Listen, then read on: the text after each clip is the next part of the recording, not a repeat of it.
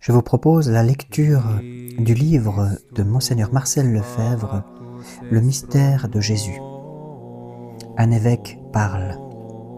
Qui mieux que Monseigneur Marcel Lefebvre, pour y avoir consacré sa vie, sa pensée et ses forces, pouvait nous faire entrer dans le mystère de notre Seigneur Jésus-Christ?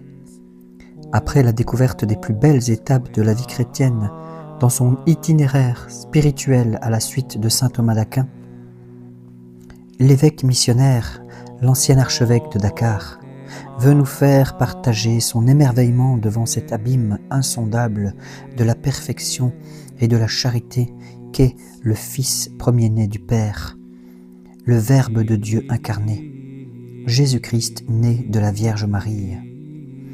En 29 méditations d'une grande profondeur, nourries aux meilleures sources de la Sainte Écriture, de la théologie spirituelle et de la piété aimante, nous pénétrons dans l'intimité du Rédempteur, le Seigneur Jésus-Christ, dans son esprit, dans ses désirs, dans l'amour brûlant qu'il porte à son Père, et dans sa soif du salut des âmes.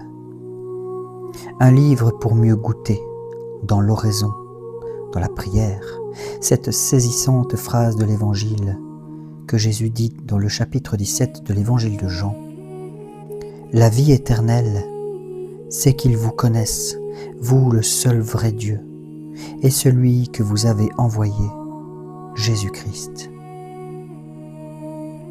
Introduction. Monseigneur Lefebvre commence par ces lignes. Je voudrais, dans la mesure où le bon Dieu me le permet, me donne les moyens de vous parler. Oh, non pas aussi éloquemment que l'a fait saint Paul, ni aussi éloquemment que l'ont fait les orateurs, comme saint Jean Chrysostome et les grands docteurs de l'Église. Mais je voudrais essayer de soumettre à votre intelligence, de soumettre à votre cœur et à votre âme le mystère de notre Seigneur Jésus-Christ. Car en définitive, c'est toujours notre Seigneur qui est vraiment le centre et le cœur de toute notre vie, et qui le sera pour l'éternité. C'est par lui et en lui que nous pouvons vivre de la grâce, que nous pouvons vivre de la charité, vivre et préparer notre éternité. Il n'y a pas d'autre chemin. Lorsque nous considérons ce que nous sommes, pauvres pécheurs, toujours tentés de favoriser plutôt le désordre en nous que l'ordre, par toutes les tentations, par nos faiblesses, comme je vous ai dit, par les blessures que nous a faites le péché originel, eh bien, nous avons besoin de trouver non seulement un modèle, mais aussi celui qui est la cause de l'ordre à rétablir en nous. Et notre Seigneur est non seulement notre modèle, mais il est aussi la cause de notre résurrection, la cause de notre sanctification. C'est en lui que nous trouvons vraiment tout ce dont nous avons besoin pour notre sanctification. L'Église catholique nous présente cet homme parfait en notre Seigneur Jésus-Christ. Alors, plus nous méditerons la personne, avec majuscule, de notre Seigneur Jésus-Christ, plus nous fréquenterons notre Seigneur par tous les moyens mis par notre Seigneur lui-même à notre disposition. 2 points. Par la Sainte Église, par le saint sacrifice de la messe, par les sacrements, toute la liturgie, et particulièrement la Sainte Eucharistie. Et plus nous userons de ces moyens, et plus nous devrions pénétrer ce mystère qu'est notre Seigneur Jésus-Christ. Car enfin, c'est tout de même un grand mystère. Saint Paul le répète constamment. C'est ce qu'il enseigne d'une manière toute particulière à tous ceux auxquels il est envoyé. Dans la lettre aux Éphésiens, au chapitre 3, voici ce qu'il dit.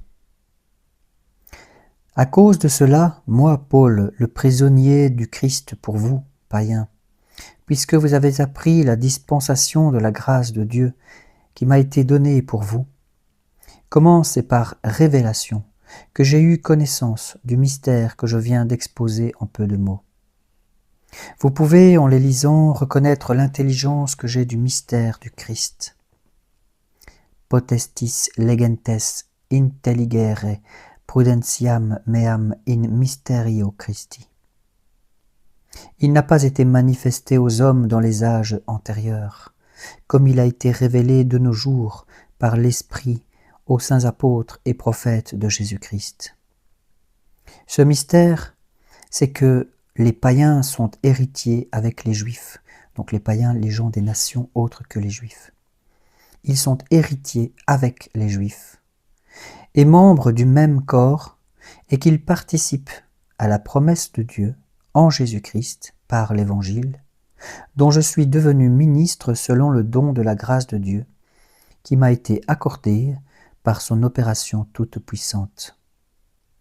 C'est à moi, le moindre de tous les saints, qu'a été accordée cette grâce d'annoncer parmi les gentils, donc les païens, la richesse incompréhensible du Christ, et de mettre en lumière, aux yeux de tous, l'économie du mystère qui avait été caché depuis le commencement en Dieu, le Créateur de toutes choses, afin que les principautés et les puissances dans les cieux connaissent aujourd'hui, à la vue de l'Église, la sagesse infiniment variée de Dieu, selon le projet éternel qu'il a réalisé par Jésus-Christ notre Seigneur.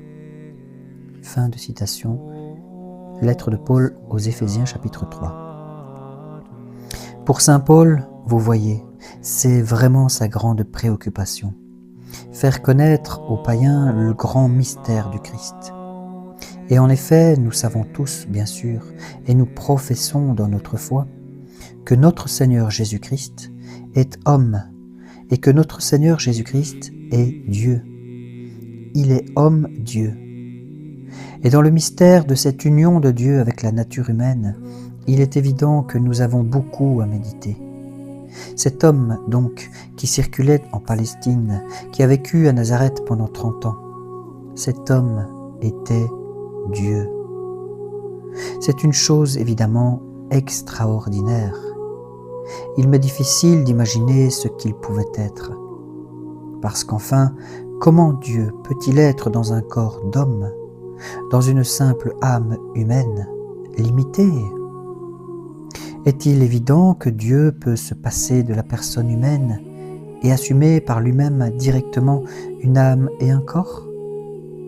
Il est évident que c'est un mystère, parce que nous n'arrivons pas à comprendre exactement cette réalité absolument stupéfiante, cette réalité de l'incarnation de Dieu. Et c'est pourtant en ce mystère que se trouve notre salut. C'est dans ce mystère que se trouve même toute la raison d'être de la création. Essayons, dans la mesure du possible, de parler du mystère de notre Seigneur Jésus-Christ.